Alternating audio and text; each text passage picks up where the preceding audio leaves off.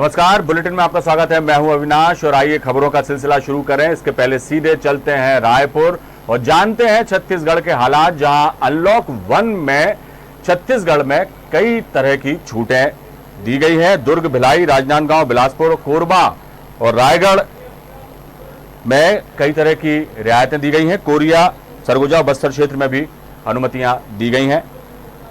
अंतर जिला परिवहन की अनुमति दे दी है सरकार ने सोशल डिस्टेंसिंग का इस दौरान, लेकिन पूरा ख्याल रखना होगा। तो छत्तीसगढ़ में भी छूट देने का ऐलान किया है सरकार ने। रायपुर सहित 8 शहरों में आवागमन की अनुमति दे दी गई है, जिनमें दुर्ग, भिलाई, राजनांदगांव, बिलासपुर, कोरबा, रायगढ़, कोरिया, सरगुजा और बस्तर क्षेत्र शामिल हैं। और आइए इस पर सीधे चलते हैं हमारे संवाददाता पलाश तिवारी के पास। पलाश,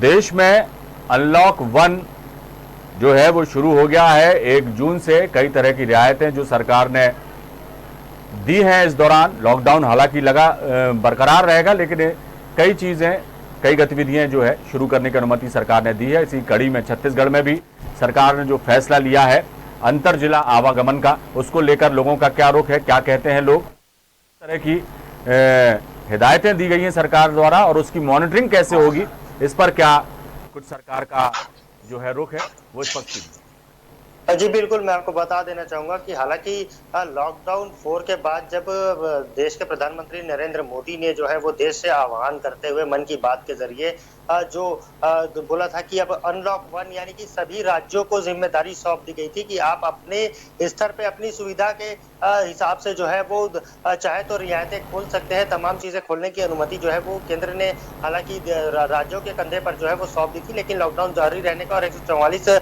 लागू रहने का जो है वो निर्देश भी दिया था। लेकिन उसी दौरान छत्तीसगढ़ की अगर बात की जाए तो छत्तीसगढ़ ने इन तमाम निर्देशों को तो जो है वो फिलहाल दरकिनार किया है। 7 तारीख तक जो है वो छत्तीसगढ़ में लॉकडाउन जो है वो पूर्णतः लागू है। बाहरी आवागमन जो है वो पूर्णतः बंद है। जिसे भी जाना है, कोई भी अनावश्यक या फालतू तरीके से घूमने पर अभी भी छत्तीसगढ़ में जो है वो प्रतिबंध है। यदि किसी को बाहर आना जाना है या कोई बाहर से कोई चीजें परिवहन होनी है तो अभी भी छत्तीसगढ़ में ई पास के जरिए ही ये तमाम चीजें हो रही है। लेकिन वही जो लोकल जो लोगों को समस्याएं हो रही थी जिले में ही, जैसे कि कहीं जाना है, जो शासकीय जो सुविधाएं थी, खास करके अगर बात की जाए तो सिटी बस की जो सुविधा जो है वो राज्य सरकार के द्वारा जो चलाई गई थी, उसे लॉकडाउन 4 के बाद जो है वो छत्तीसगढ़ सरकार ने फिर से एक बार चालू कर दिया है, जिससे कि लोगों को जो है वो काफी सुविधा जो है वो होती हुई नजर आएगी। आने जाने में जो है काफी ज्यादा आसानी हो रहेगी, क्योंकि एक जिले से दूसरे जिले भी ये जो है वो सुविधाएं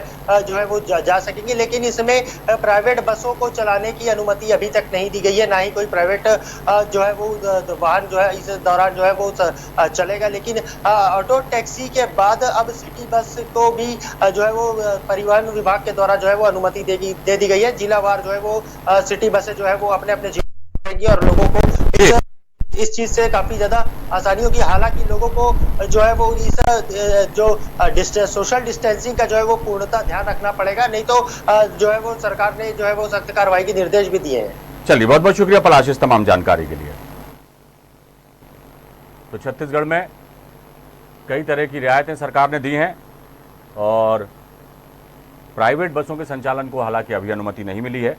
और जैसे जैसे गतिविधियां बढ़ रही हैं अनलॉक में, उसको लेकर लोगों में जो है राहत घुल गई है लोगों के बीच, लेकिन पूरी तरह से एहतियात उन्हें और दिशा निर्देशों का पालन भी करना होगा। पलाश, बहुत बहुत शुक्रिया इस तमाम जानकारी के लिए।